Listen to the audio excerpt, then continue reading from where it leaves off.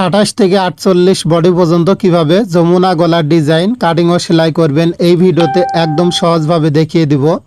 প্রথমে একটি টিসি বক্রম দুই ভাঁজে সমান করে ভাঁজ করবেন। এরপর উপরের থেকে গলার লম্বার মাপ দিবেন 6.5 এবং আড়ের মাপ দিবেন 3.5 ইঞ্চি।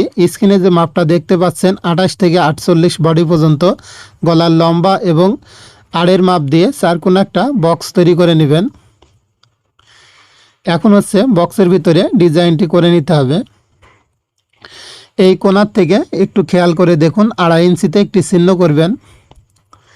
এরপর আমার হাতের দিকে একটু খেয়াল করে দেখুন আমি যেভাবে এই ডিজাইনটি আর্ট করে নিচ্ছি ঠিক এইভাবে সুন্দর করে আস্তে আস্তে ডিজাইনটি আর্ট করে নিতে হবে। প্রথমে এইভাবে ডট ডট করে দাগটা করে নেবেন।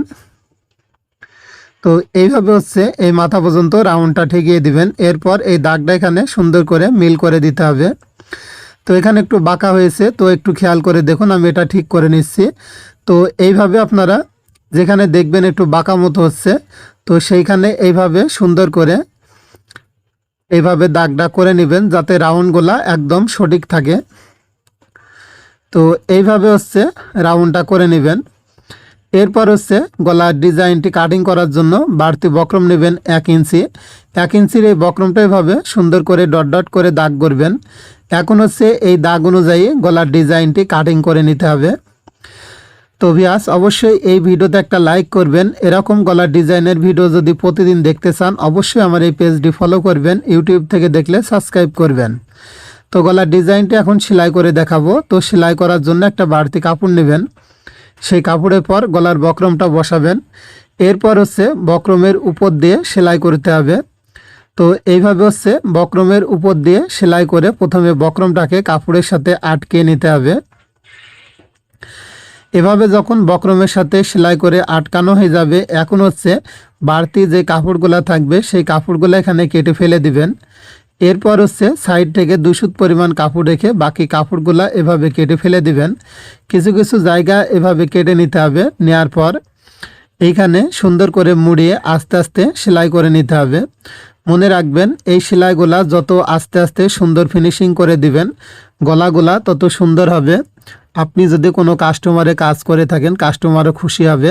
এত সুন্দর সুন্দর গলার ডিজাইন দিয়ে যদি কামিজ তৈরি করে দেন। তো এইভাবে যখন সেলাই করা হয়ে যাবে এখন বাড়তি কাপড়গুলা কেটে দিবেন। দেওয়ার পর এটাকে ভাঁজ করে ঠিক মাঝখানে একটা চিহ্ন করে নেবেন। এখন এখানে আমার জামার যে কাপড় আছে সেই কাপড়ে দেখুন মাঝখানে একটা চিহ্ন আছে।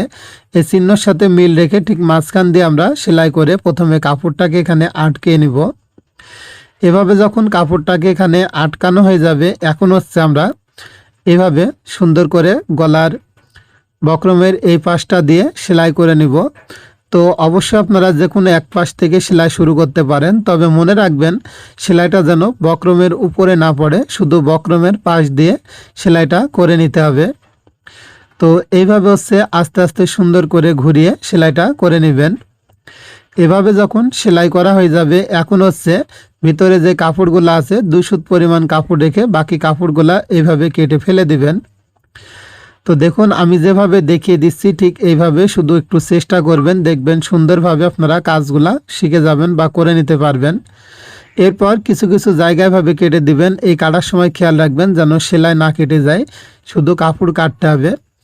এরপর গলার ডিজাইনটি এখানে সোজা করে নিতে হবে, নিয়ে হাত দিয়ে ভাঁজ করবেন।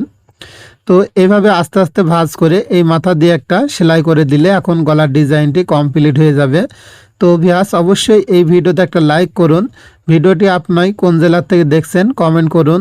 নতুন নতুন গলার ডিজাইন কাটিং ও সেলাই ভিডিও প্রতিদিন দেখার জন্য এই পেজটি ফলো করুন অথবা ইউটিউব চ্যানেলটি সাবস্ক্রাইব করুন, প্রতিদিন ভিডিও দেখতে পারবেন।